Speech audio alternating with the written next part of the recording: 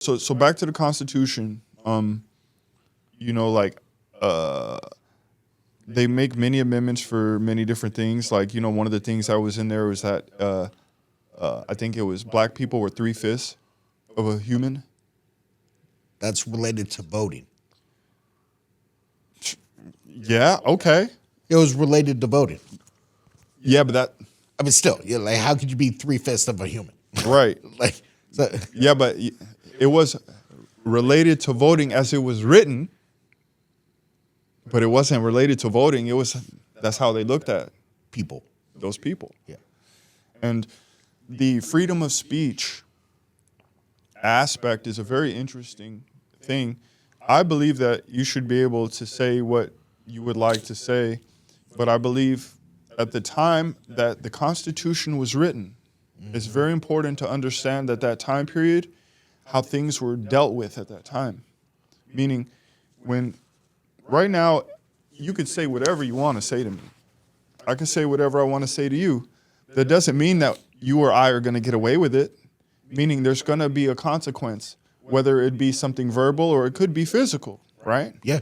Well, back then, when people said things like this, somebody didn't like what you said, they went like this, they reached in their pocket and they grabbed a glove and they went, pip, pip. I challenge you to a duel. Oh. And they settled their dispute with a duel, a gun battle, right? 10 paces, turn and shoot. Whoa. So, with that being said, as all of these tough guys are out here right now that are like, look, I'm all about the Constitution. My dad is an ex-Green Beret, ex-CIA, ex-Secret Service. I'm all about our rights. Yep. But with that being said, it needs to be understood and put into context that when the Constitution was written, things were done way different at that time. And everybody that's out here that's wanting to stand on what they're saying so hard, they're not willing to go out and kill a fly. They will not squash a grape in a fruit fight. So for them to be doing all this without understanding the context of this, we need to revisit this. We need to revisit that thing in the Constitution because there is limitations to what you can say to people. You can't just go saying whatever you want when you want. Because what you say directly impacts people, and people have the right to want to do something about that. Because back then there was no social media. Right. There was no internet.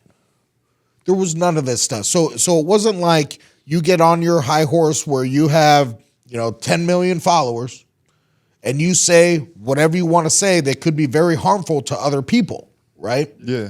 But that being said, with the freedom of speech, which is the First Amendment, right?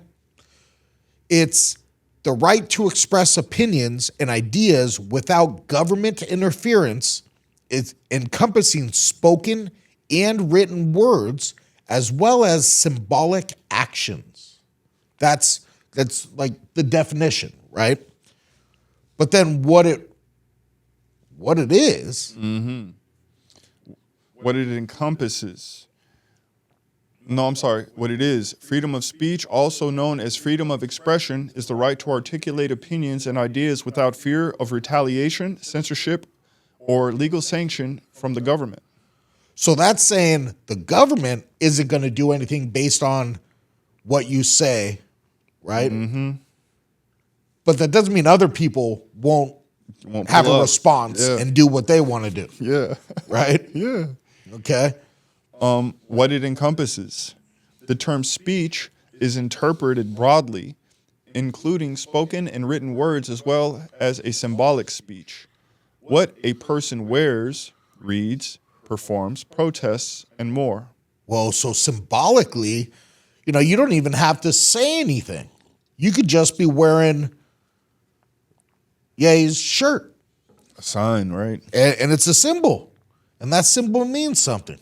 It's symbolic. Yeah. That's what it is. It has symbolism, right? Mm-hmm. The symbol itself is just what it is when you see it, right? But what it means and all that other stuff is what follows. So a perfect example would be like the swastika, which we just covered, right? Yeah. And the swastika that most people know here in America is the Nazi symbol, right? Yeah. And so that symbolically is, a horrible symbol because all the death that happened because of it, right? But in history, the symbol of the swastika was overwhelmingly a good thing. Yes. Now, protection. In the United States, freedom of speech is protected by the First Amendment to the Constitution, which prohibits the government from making laws that abridge this right. There's a bunch of people that have talked about, the freedom of speech and the First Amendment, and they're literally saying that this is really important. One of them is Elon Musk, who bought Twitter and turned it into X, saying that he did it to protect the First Amendment and freedom of speech. But he closed Kanye's account. Yeah, isn't that crazy? He did that. They closed Kanye's account, but he's also the one out there doing the hand thing. That's what I'm trying to tell you, bro. Like this. I'm trying to tell you, bro. It's like, yo, bro, what are you doing, bro? You about to let the cat out the bag? I'm telling you. Yeah. He's like, oh, hell no. Delete, yay, now. Whoa. This is. Yay. You got to understand that this right here, that provoked Ye to be like, word? Oh, you on it too? Oh, I'm about to go hard on X. That's exactly what he did. And Elon was like, what is it? Get him out now. Yeah, it's like you made your move based on me, but you didn't talk to me first, and we didn't strategize on Bro, this. we should have talked about this, bro. We could have talked about this. We could have had a strategy. We could have did something. We could have used some different type of people that wasn't us. We could have. Man, this is getting deep. This is what I was trying to tell you. That's what I've been telling you. This is I be sitting on this stuff like, yo, what the hell's going on out here? Man, creating some awareness around here and seeing how this all kind of moves forward. I mean, this is very interesting subjects, and it seems like it's something that's been going on for a long time. Yeah, but the next part is really important to me. Limitations. While the First Amendment protects a wide range of speech, there are exceptions. So this is the big thing right here, right? And I think there should be more exceptions, personally.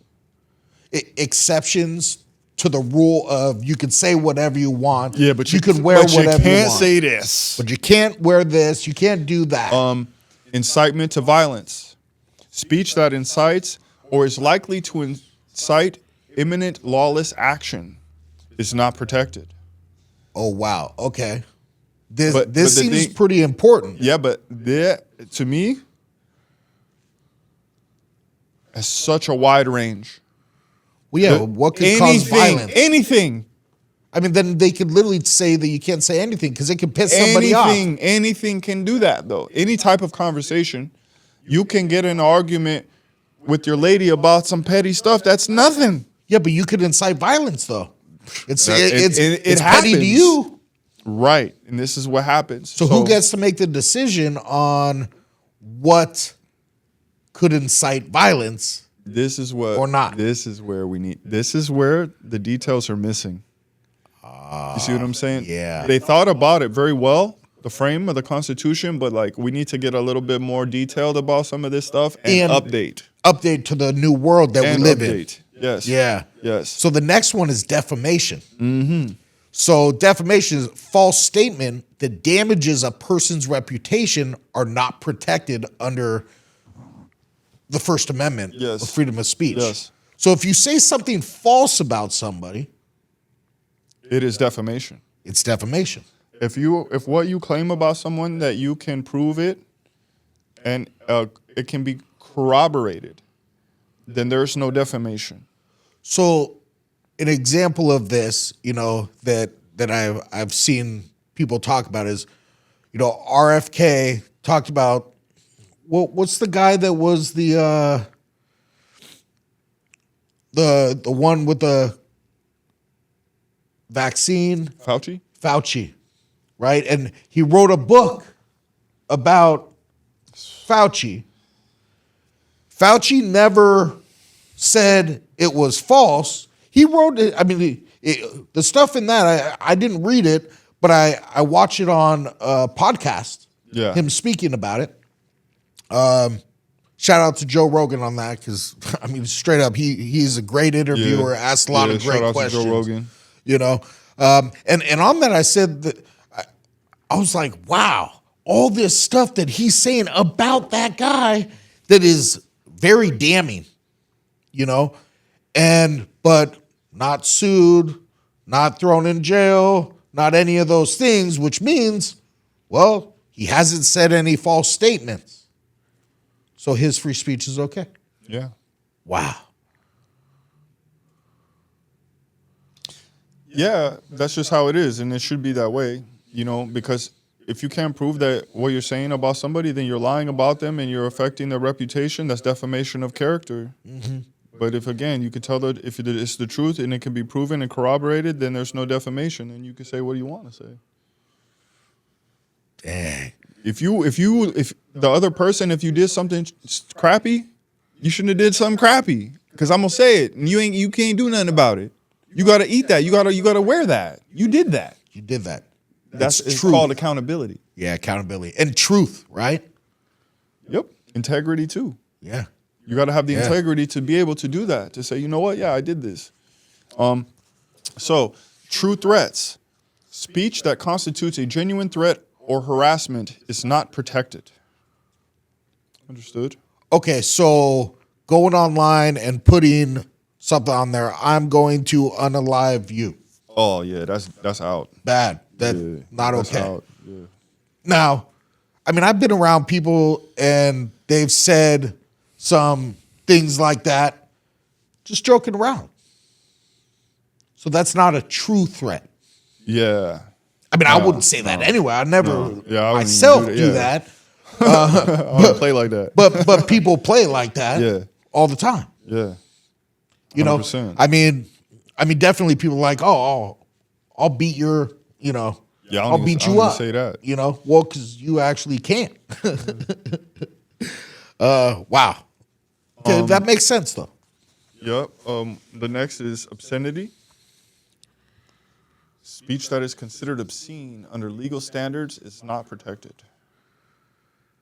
Yeah. Well, just nasty vulgarity, just disgusting. Oh. Being nasty. Nasty stuff. Okay. Yeah, obscene. And the last one is fraud. Speech that is used to deceive or defraud others is not protected. That's good to know. I like this. Yeah.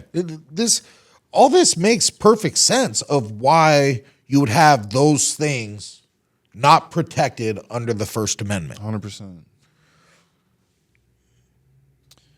Go for it. So lastly here is hate speech. And this is a one that, you know, seems to be most prominent nowadays. Hate speech is not one of the exceptions to the First Amendment and is typically protected.